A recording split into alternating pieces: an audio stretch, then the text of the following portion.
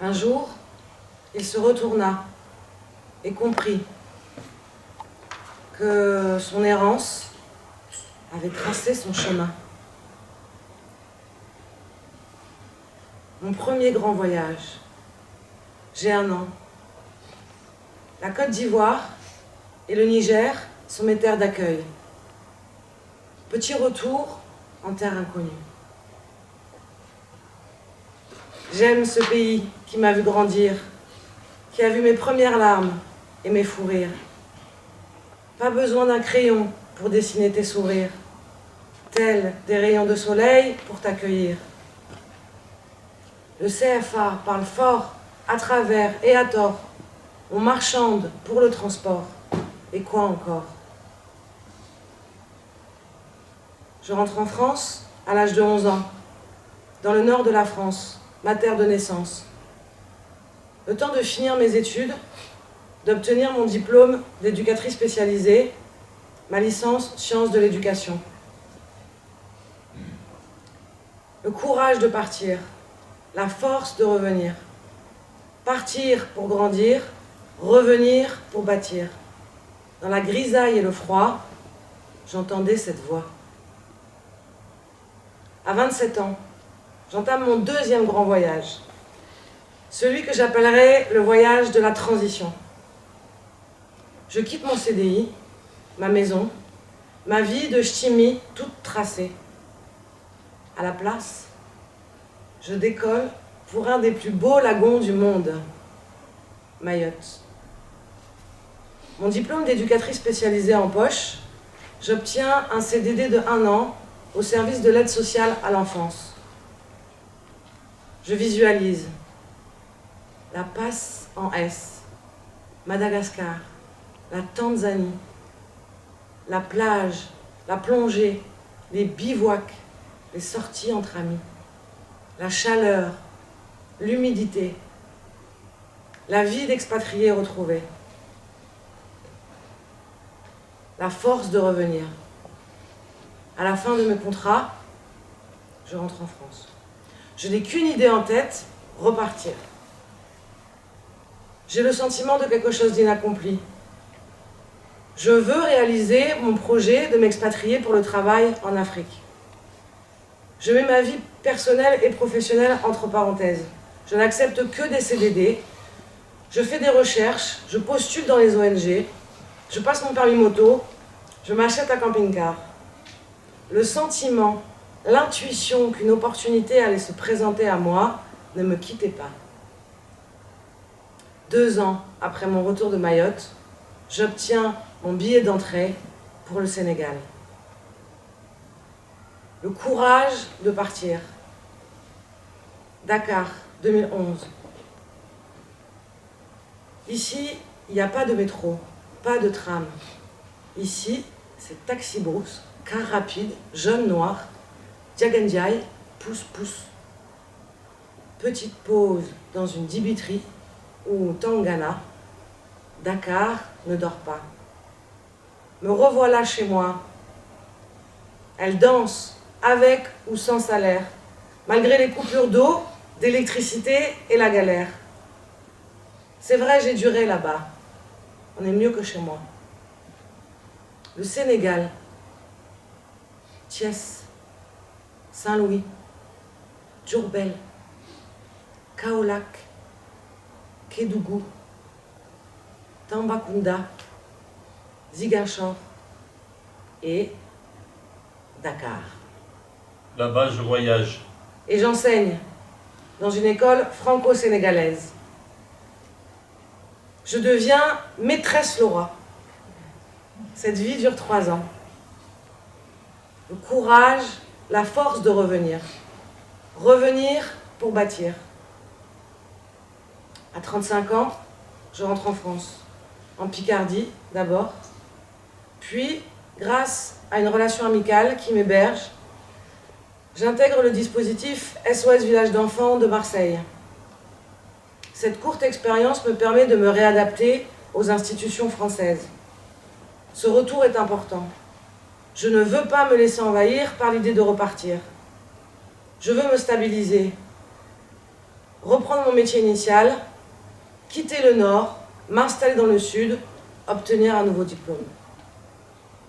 Je m'engage alors 6 ans au service d'investigation éducative de la Sauvegarde 13, un service de la protection de l'enfance. C'est à ce carrefour que ma reprise d'études s'impose à moi et fait sens. Ne fais pas attention à moi. Je viens d'une autre planète. Je vois des horizons là où tu vois des frontières. À l'aube de mes 40 ans, je sens que je dois passer un cap, être à une autre place, gagner en confiance, monter en compétence. Je dois faire un nouveau voyage, celui de retourner à la faculté. Vais-je y arriver? Je doute. Pourtant, Einstein me dit, c'est au milieu de la difficulté que se trouve l'opportunité. J'ai besoin d'un apport théorique pour mettre du sens sur mon parcours. Un passage à l'université est nécessaire afin de rassembler, structurer mon savoir-faire acquis pendant toutes ces années auprès de ces enfants et de ces populations en difficulté. Début 2021. Début 2021. Merci. Je décide de quitter la protection de l'enfance pour m'inscrire à la faculté d'éco-gestion d'Aix-en-Provence. Je prépare mon départ professionnel en demandant une rupture conventionnelle. Lorsque nous sommes sur le bon chemin, les portes s'ouvrent, il n'y a plus d'obstacles. Depuis le mois de septembre, je suis étudiante. J'ai la possibilité de me former, de prendre du recul, d'analyser, de faire un travail de recherche sur ce qui me tient à cœur, l'interculturalité. J'ai la possibilité d'approfondir mes connaissances à travers mes cours en sociologie, psychologie, management, gestion, droit. Pour réussir. Merci. Pour réussir dans ce changement et cette voie de devenir responsable de structure de l'enfance et de la petite enfance, j'ai décidé de reprendre l'équitation après 30 ans d'arrêt. Le rapport aux chevaux était pour moi analogue à celui de mieux se connaître, de sauter les obstacles, de relever un défi personnel, de toucher de plus près encore mon authenticité. Il te guidera, avec toi en silence, Yang, la voix du cheval. Les chevaux reflètent la beauté, la noblesse et la puissance de notre propre esprit.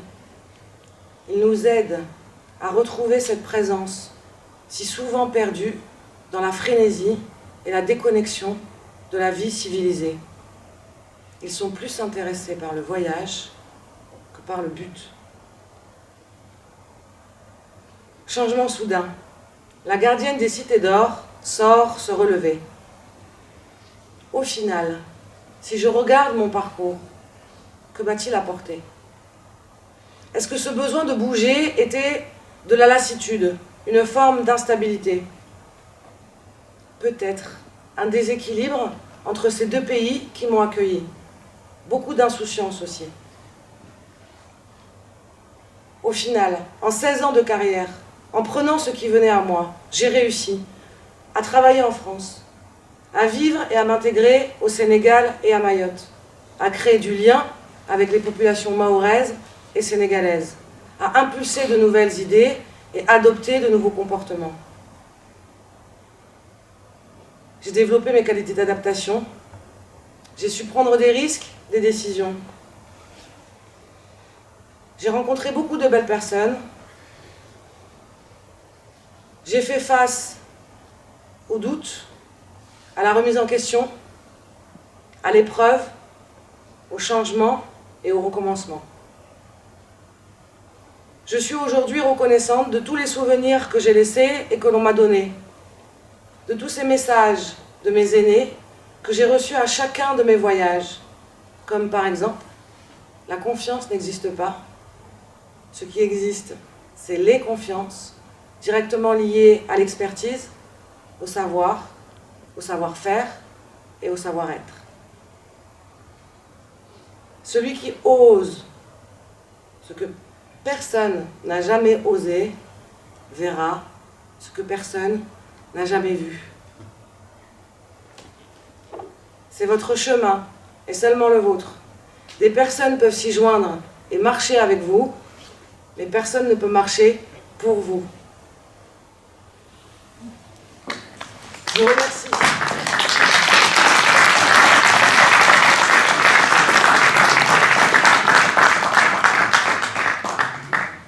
Je remercie mes chers amis, d'ici et d'ailleurs, toutes les personnes que j'ai croisées sur mon chemin, qui m'ont guidée et protégée lorsque je m'égarais. Je pense à ma mère, qui m'a quittée en juillet, en me donnant le courage et la force de maintenir mon projet, d'être ici et maintenant devant vous. Un jour, je me suis retournée et j'ai compris que mon errance avait tracé mon chemin.